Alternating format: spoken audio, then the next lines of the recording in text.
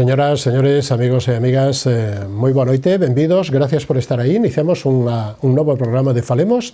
Estaremos analizando a situación da Asociación de Empresarios de Ribeira co seu presidente, con Francisco Martínez, que, entre outras cousas, acaban de convocar unha campaña de comercio para o Día da Nai. Nos contará todas esas cousas, máis unha das súas grandes reivindicacións desde xa fai bastantes anos, que é unha ampliación do polígono industrial que tanta falta parece ser que demandan os empresarios deste concello capitalino do Barbanza. Estaremos tamén co alcalde de Moraña, con Sito Gómez. Acaba de ser, fai 15 días, 20 días, elexido por aclamación como presidente da Xunta Local do Partido Popular deste concello de Moraña. Leva 2 aniños de alcalde, iniciou a súa andadura nas pasadas eleccións de maio do ano 23, faremos balance con el e tamén da nova etapa que se abre no Partido Popular deste concello caldense da comarca do Ulla, que é Moraña. E abrimos este turno de análisis, de valoración, coa alcaldesa de Marín, con María Ramallo. Moi boa noite, benvida, como estamos, señora Ramallo? Moi boa noite. Bueno, casi temos que empezar pola Semana Santa, porque todos se apostaron, incluso vostedes apostaron unha semana antes presentando un vídeo do cal despois falaremos para a campaña turística. Sanxenxo, que é o concello capitalino de Galicia en capacidade hoteleira, tamén estaba lóxicamente na Semana Santa, que abre a temporada do verán. Bueno, como foi a Semana Santa para Marín dentro das actividades, como se poderon levar a cabo? Bueno, pois a Semana Santa foi como foi, porque eu, estando aquí uns días antes, decíamos que só nos falta encargar o tempo, non? Pois a verdade é que a chuvia, o tempo, o vento non axudou, efectivamente, pero sí que houbo xente. Eu sempre digo que houbo xente, moita xente que xa tiña pensado vir, efectivamente, bueno, pois veu igual. É verdade que a Semana Santa, que se compón dunha parte institucional, religiosa, como se queira denominar, pois as actividades tuveron que reducirse ao mínimo, a mínima expresión, pero é verdade que sí, é o obxectivo clave da Semana Santa. E despois a xente fixo o que poido, non? É verdade que cando presentábamos ese vídeo que vostede se refería, só hai que ver as imaxes, era un día maravilloso que nin encargado, pero é verdade que despois a chuvia, o vento e os avisos de temporal e tal, bueno, fastidiaron un pouco a xornada. Noutro orden de cousas, como dirían os meus fillos, estuvo fenomenal para estudiar, hai exámenes, para estar na casa, para arranxar moitas cousas e logo para sair máis de xeito concreto e determinado, pois coa nosa gastronomía sempre está ben, e os de fora se soen aproveitar cando chove en encher os sitios donde poder picar algo, unhas tapas ou algo. Eso creo que foi razoable, pero a verdade é que, bueno, pois deslucida, teño que decir. Sí, porque supoño, non sei se a Semana Santa estaba mal colocada ou as borrascas, porque fora da semana pasada estuvo a anterior moi boa e esta fabulosa, non? Algo estaba mal colocado. E ademais nos deixa unha Semana Santa especial con repercusión mundial, que é coa morte do Papa, non? Pois efectivamente, parece que nin que estuvera agardando a oportunidade, a ocasión, non? Quizáis 2 días desde o punto de vista da religión católica, non? Máis importantes na Iglesia, esa Visilia Pascual, ese que ainda lle dou tempo, non? Pois a dar esa bendición un pouco nesa maravillosa praza, e posteriormente, bueno, pois esa noite de xeito, inda que o vésemos mal, pois inda pensábamos que iba a recuperar, non? De xeito, eu penso que imprevisto, ese luns de Pascua, pois nos desayunamos, nunca mellor dito, con esta noticia que cambia un pouco, non só desde a componente en concreto religiosa, sino que cambia un pouco, xa se ve, non? Os medios de comunicación están absolutamente volcados non só no seguinte, no funeral e as honras fúnebres, sino un pouco todo o que ten de liturxia, efectivamente, de protocolo, que é moi importante, sempre atraente, hai tanta, os que nos gusta, os que lemos, os que vimos algunha... Os líderes mundiales estarán todos planificando viaxe para Roma. Pois sí, penso que hai poucas figuras que poderán concordar en unir a tanta xente diferente, por ideoloxía, por religión, por poder no mundo, coa influencia no mundo occidental e no mundo neste planeta. Pero penso que vai ser interesante, sobre todo, analizar tamén todos os que van a ir, e todos queren estar tamén, non é un tema social, sino que é interesante. Os que van, trascende penso o que religioso, lévase o político e o social. Sí, totalmente. Penso que todos os que están, eso sigue tamén marcando a gran influencia, non, que ten unha figura como é a do Papa, non só desde o punto de vista religioso, sino desde o punto de vista da política internacional, se se quere denominar así, non? No cal tamén quixo intervenir e se manifestou tivo un papel veces importante, máis que outras figuras, máis que outros papados. El quixo que fora así, que penso que foi así desde o principio. Penso que quiso efectivamente marcar ese ritmo e marcar ese acento. Eu penso que efectivamente non que a historia se está escribindo, non a vez xa deste momento, sino penso que sí, que vai a pasar a historia por marcar determinadas tildes, determinados puntos, por ter criterio, por influir. Penso incluso que todavía se saberá de máis influencia da que todavía sabemos. Monográfico semanal destes 12 anos de reinado do mundo religioso no mundo, no planeta, e que será noticia. O que pasa é que toda esta noticia, fíjate que campaña, porque hoxe o presidente Sánchez se meteu tamén en campaña informativa para anunciar que aumenta o gasto militar en 10.471 millóns co rechazo de Sumar, que están nesta pelea na cal yo plantexo a vostede, porque dice que os orzamentos sin levar ao Congreso, sin presentar no Congreso, está traballando cos orzamentos do ano 23, toda esta situación, e amparándose en que o PP vai a ter que apoiar esta posición, porque senón non sale. Se ve un pouco forzado, non? Bueno, pois efectivamente, eu penso que dentro do contexto que ten todo isto, é verdade que se leva falando moitísimo tempo de que hai que incrementar o gasto en defensa militar, en defensa, a veces din non é armamento, é intelixencia. Bueno, hai que aumentar o gasto en defensa. O sabemos desde fai moitísimo tempo, porque senón é inviable poder estar en determinados organismos internacionales que requiren efectivamente de que non estemos sempre esperando salvavidas, non? Hai que... Pero o que chama poderosamente a atención desde o punto de vista político é que hai unha serie de regras. Eu levo moitos anos en política donde antes parecía o normal e agora están os dados encima da mesa, parece que para xogar máis que para concretar cousas tan serias, non? En primeiro lugar, cando non tes maioría no Congreso, no Parlamento, no Congreso, pois tes que buscala. O encargado de buscala é sempre o que a require, o que ten que buscar esa maioría. Ata agora sempre foi así. Isto de estar sentado e a ver se o outro me ofrece o apoio nunca pasou, nin a xente se vai ofrecendo por aí cando está na oposición. Oye, conta conmigo. Si sabes contar, conta conmigo. Entonces, hasta ahora se están botando por terra, bueno, pues algúns parámetros básicos. O que require a maioría é o que goberna, o que ten que pedila é o que goberna e ten que pedila o resto dos grupos.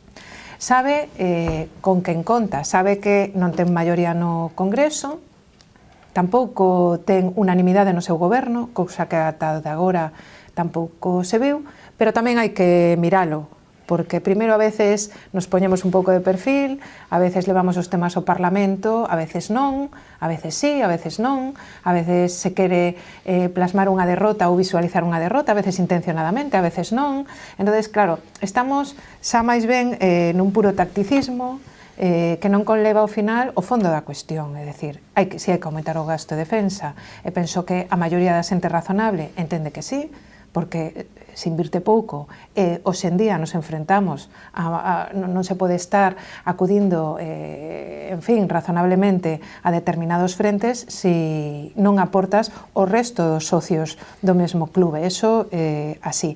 Outra cousa é que o que goberna pretenda que salvo en circunstancias serias te saquen as castañas do fogo sempre os mesmos ou sempre outros.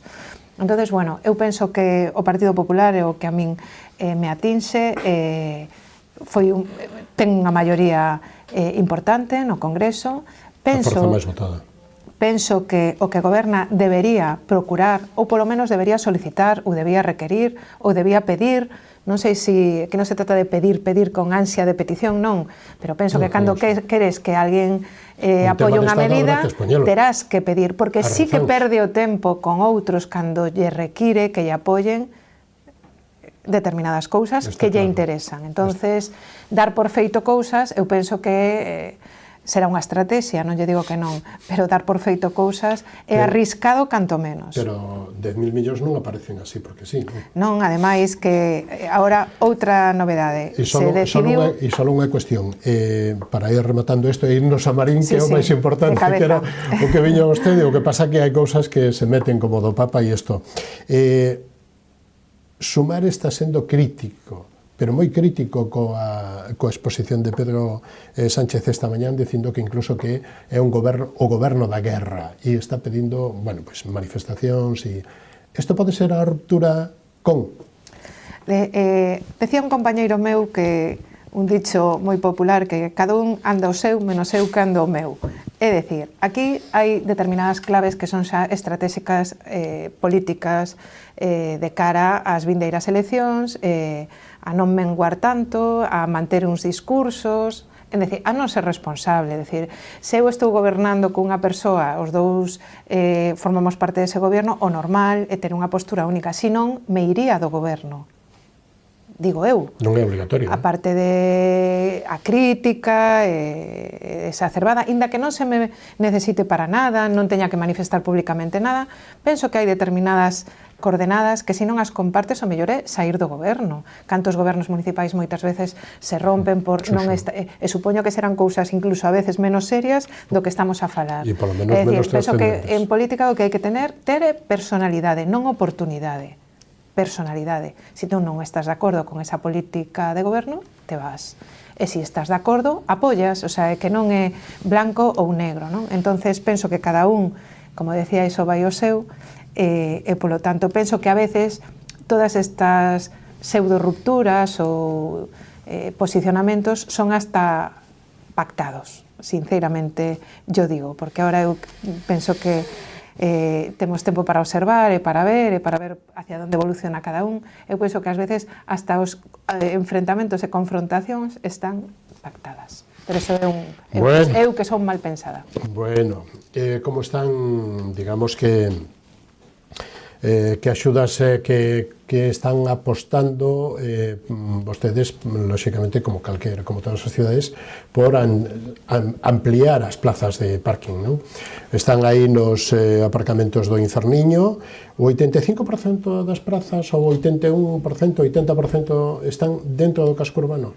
Sí, efectivamente, nos estos días nunca chegan. Hai dous parámetros que estos días veíamos además reflectidos en análisis en varios medios de comunicación. O gran problema que temos, por suposto, as cidades grandes, pero tamén as cidades intermedias, co tema do aparcamento. Eu creo que é un tema que todos tratamos de solventar, pero hai dous cousas que son importantes. Cada vez hai máis vehículo, hai máis coches, o sea, se compran máis coches, hai máis coches nas casas, antes había un coche, agora hai dous ou máis, e polo tanto dependemos e seguimos dependendo moitísimo do vehículo, e polo tanto as prazas de garaxe, dependendo de onde vivas, non son fáciles a veces de conquerir, e efectivamente queremos tamén embellecer as cidades, facelas máis accesibles, que se poida un mover millor, e polo tanto tendemos, pois eso, a mellorar as rúas, a ampliar as beirarrúas, eso moitas veces conleva suprimir prazas de aparcamento, sobre todo no centro dos propios cascos. Cando ve unha foto non só de Marín, eu penso de calquera das cidades, digo de Galicia, de España, o que se mova por aí o ve a clara diferencia de fai, non me vou a ir moito para atrás, 10, 15 20 anos habendo coches, pero ata onde chegaban os coches, non? Hoxe hai rúas peonís que sería impensable que se pudera aparcar un coche, nos fomos pouco a pouco acostumbrando. E para eso tratamos de intervir a través de varios frentes, porque evidentemente é un problema, os veciños nos trasladan ese problema, pero as solucións están máis ou menos claras, estudiadas, e penso que todos imos con máis ou menos acerto facendo o mesmo.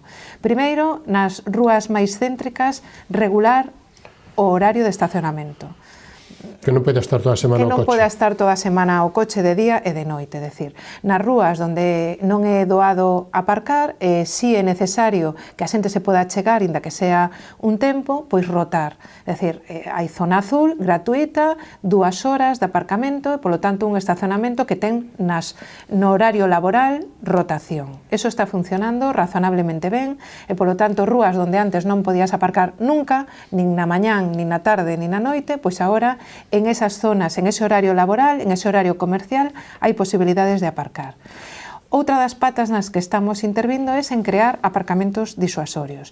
Lle chamamos disuasorios, o concepto de disuasorio a veces pode inducir a error, non é novo. É novo, porque eu penso que se utilizaban nas moi grandes cidades como grandes superficies na periferia un pouco das cidades, onde deixabas o coche e despois te desplazabas. Ahora lle chamamos disuasorio a un aparcamento, unha parcela, unha finca que ben a consigues porque te ceden a parcela ou ben fas un contrato de alquiler, entonces durante ese tempo, esa parcela acondicionada se pode aparcar. Isto está dando certos balóns de oxíxeno, porque son parcelas, cada unha... Que levan unhas 20, non? Que levamos unhas 20, no corazón do casco, arredor do propio corazón do casco, en moitas tardas 5, 10 minutos, un cuarto de hora camiñando, ou se nas cidades incluso nos obrigan a camiñar un cuarto de hora, non están alonxadas do centro e, polo tanto, están dando esas pequenas bolsas de aparcamento que penso que é moi importante, sobre todo porque son gratuitas, quedan razonablemente preto dos sitios habituais onde tes que achegarte, da zona da administración, do comercio, do mercado, é dicir, e penso que todos, polo que un pouco vamos véndonos todos uns a outros, estamos desde os concellos tratando de facilitar esta cuestión. E penso que non hai moitas máis ferramentas que engadir, é dicir, porque se o número de coches cada vez aumenta máis, nos gusta ter as cidades pois tranquilos, estar en zonas de terrazas, onde non te estén pasando motos ou coches ao lado, onde os nenos poidan xogar razonablemente, pois hai que ir por esa vía. Eu penso que estamos facendo un esforzo importante, económicamente tamén, porque as parcelas hai que preparalas e despois hai que pagar o alquiler correspondente, e seguimos buscando máis, é dicir, a medida que vamos tendo posibilidades, aproveitamos un pouco as cesións que nos fan, preparamos as parcelas e a día de hoxe temos unha capacidade xa moi importante de aparcamento gratuito que creo que nos está vindo moi ben. Como avanzan as obras de recuperación da dársena portuaria? Bueno, pois aí está, prácticamente finalizando as obras relativas á propia auga, é dicir, a limpeza de fondos, o aporte de area, sobre todo poñer en valor todos os muros de arredor. Esta semana penso que finalizarán prácticamente baixando o pantalán que ten que instalarse ali, e logo posteriormente, nas próximas semanas, trataremos de arrancar co exterior, é dicir, o exterior pretende ser unha continuación dese paseo Alcalde Blanco, donde sexa unha zona máis cómoda, que está ahora máis degradada, con zonas e estancias para estar, e que continúe esa entrada nese paseo Alcalde Blanco que o temos recentemente remodelado e que sobre todo está supoñendo, cando presentábamos a campaña de turismo o veíamos, unha zona moi atractiva que cando fai moi bo tempo a xente outro día era o que máis preguntaba cando finalizábamos todo ese entorno da dársena. Están nese Marín Bonito, estamos ás portas do Brán, estamos á porta da campaña turística, máis importante en Galicia e nas Rías Baixas,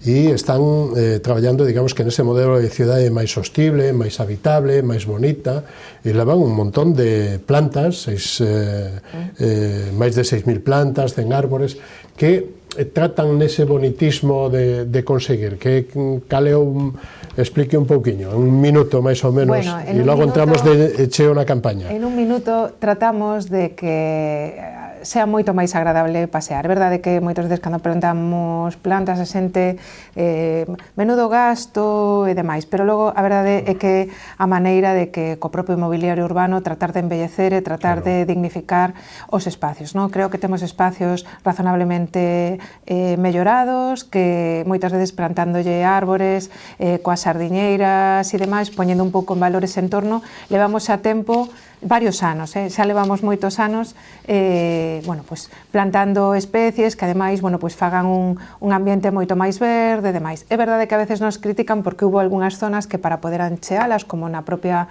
rotonda que estamos facendo a entrada da Avenida Ourense, tuvimos que sacar algúns árboles porque era inviable que se puderan manter en pé, se analizou desde o punto de vista técnico, non era doado e polo tanto sí volveremos a mellorar esas zonas, cando esas zonas verdes estén perfectamente definidas, co mesmo aspecto que lle estamos dando a outras, non? Queremos facer esa inversión, creo que é apreciada polos veciños, creo que fai unha cidade moito máis agradable e nesa liña pretendemos conseguir. Nas zonas verdes do Concello, unha das grandes xoias ven sendo digamos que bueno, Finca de Briz. A Finca de Briz, non? Non, o lago Castiñeiras ou o Parque de Cotorredondo, que ven sendo ese, que ven. E, bueno, isto entra dentro da campaña. Como están esas obras de bonitismo de un dos lagos? A xente posiblemente a audiencia o coñeza máis como o Lago de Castiñeiras, non?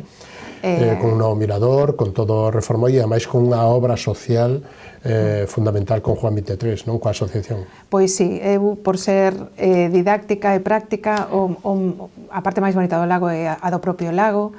Desde fai uns anos tratamos de invertir esa tendencia tratando de poñer en valor. Se iba a auga do lago, hubo que facer actuacións con Aguas de Galicia, porque queríamos que fora un atractivo importante. A parte toda dese lago de Castiñeiras, de todas esas hectáreas, son propiedades das comunidades de montes, hai 4 comunidades de montes que inciden sobre o mesmo terreo, de 2 concellos distintos, tamén, bueno, está o Concello de Moaña tamén que ten unha parte, outra parte de Vilaboa e outra parte de Marín. E tratamos de facer esa mellora a través do Plan de Sostenibilidade Turística, tratando de ordenar un pouco máis e de invertir esta tendencia. É verdade que trataremos de seguir, fixemos un aparcamento máis retirado para os coches, para os autobuses, unha zona máis de tránsito pegada ao lago que che faga moito máis agradable estar, unha pequena estancia cun pequeno bueno, escenario ao aire libre, cunhas gradas, bueno, para poder tamén facer algunha pequena actuación, mesas e merendeiros tamén debaixo dunha zona sombreada que tamén era importante. Estuvimos ali esta mañán cos nenos do colexio da Laxe, que daba gusto velos por ali, o se hacía bo tempo, estos outros días de Semana Santa non, pero a verdade é que, bueno, estamos empeñados en seguir invertindo. Ora da manda Comunidade de Montes, isto se fixo coa Comunidade de Montes de San Xulián, agora da manda Comunidades de Montes de San Tomé tamén faremos pois bueno, algunhas actuacións tamén nos próximos meses.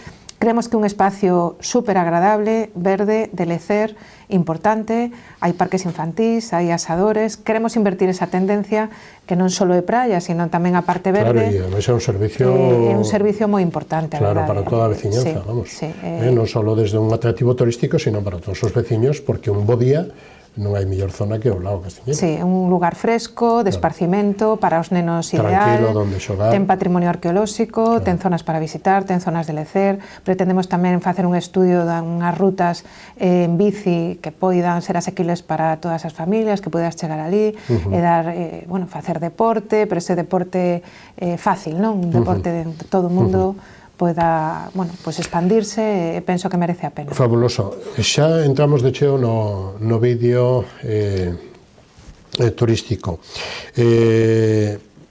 Definir Marín, dice o primeiro intervinte. É complicado. É complicado. E entón, defina vostede Marín. Invite a audiencia das tres rías. O arranque do vídeo é tal cual. Definir Marín é complicado. Arranca así, non? E finaliza con Marín a toda a vida, non? Bueno, a verdade é que cando contratamos esta campaña turística nos deixamos aconsellar. Non soemos facer moitas campañas deste tipo, decidimos, bueno, que tamén unha empresa que foi a gañadora, non, da licitación, pois nos dera a súa visión, como nos veía, como non nos veía, que nos aconsellaba, potenciais a veces nos non vemos, porque nós somos un pouco de sacar pouco peito a veces, non? Cando acompañas a unha persoa polo entorno do vial de playas e o levas a primeira curva e baixando hacia Portocelo, queda impactado con esa visión da ría e tal. Nos parece que camiñamos por ali todos os días como perico por su casa, e non o valoramos. Non o valoramos. E moitas veces ten que vir un pouco a xente que non está tan acostumada e poñer en valor determinadas cousas. Eu penso que precisamente o que nos pasou, pero sobre todo penso que nos retrata como somos, o sea, disfrutando da contorna, engloba praia, engloba parte verde, parte de ocio, parte de deporte. Penso que toca varias cousas. O lema nos gustou moitísimo, non só pola canción de Espronceda, sino porque creo que nos representa moito. O mar nos foi dibuixando tal e como somos, polo tanto temos un porto, temos unha escola naval, temos praias de bandera azul, temos o lago de Castiñeiras, temos zonas como a finca de Briz, sale tamén as tirolinas que se pode chegar a Marín de moitas maneiras, non? Que se pode chegar a Marín de moitas maneiras. Pero o importante é quedarse. O importante é quedarse. Se pode ir un barco, noutro barco, podes vir solo ou en compañía. A verdade é que nos gustou moito, nos parece positiva, reivindicativa do noso, humilde a vez, non mostramos máis que o que somos, que o que temos. E protagonistas de Marín. E protagonistas de Marín. Desde os nenos aos maiores, non? Desde os nenos aos maiores. Pero esa frase do principio de definir Marín é complicado, é a que hai que agarrarse porque, bueno, pois tamén esa mezcla é a que nos caracteriza.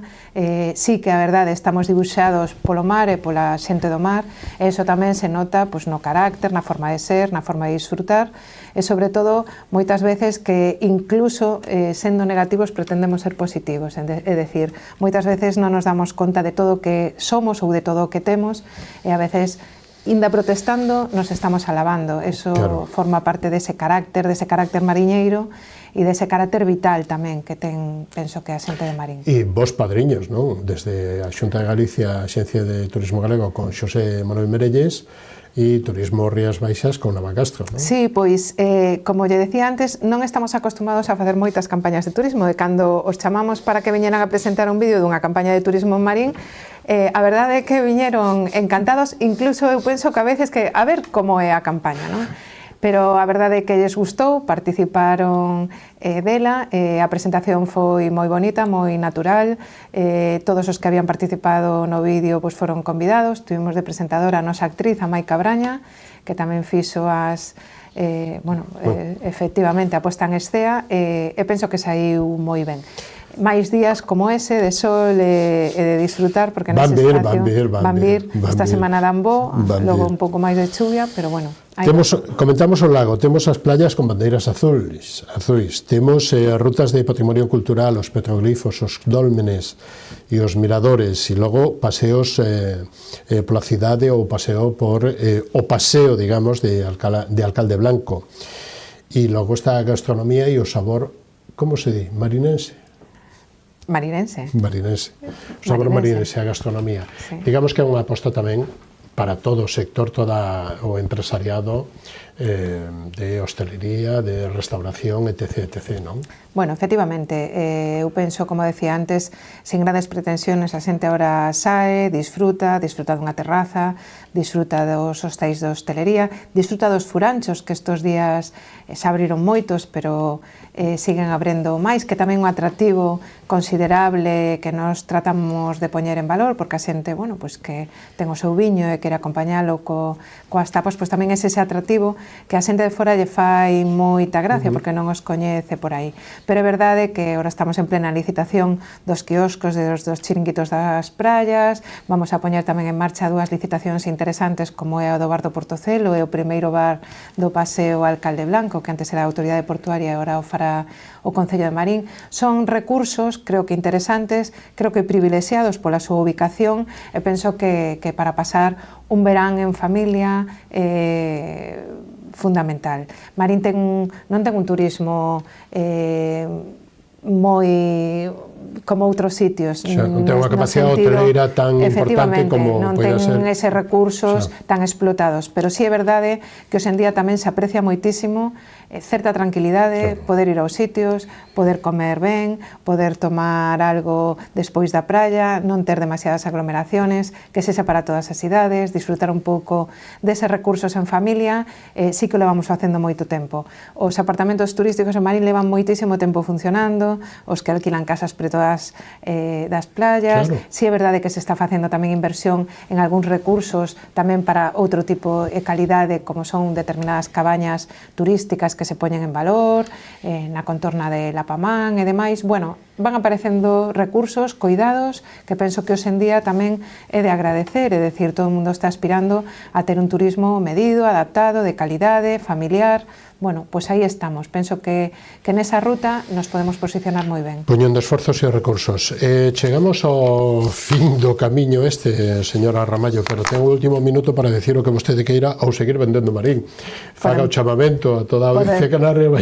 Podemos seguir vendendo Marín, que non veña todo o mundo á vez, porque, como me decían algúns veciños, por moito aparcamento que poñades na contorna das praias, a area é a mesma.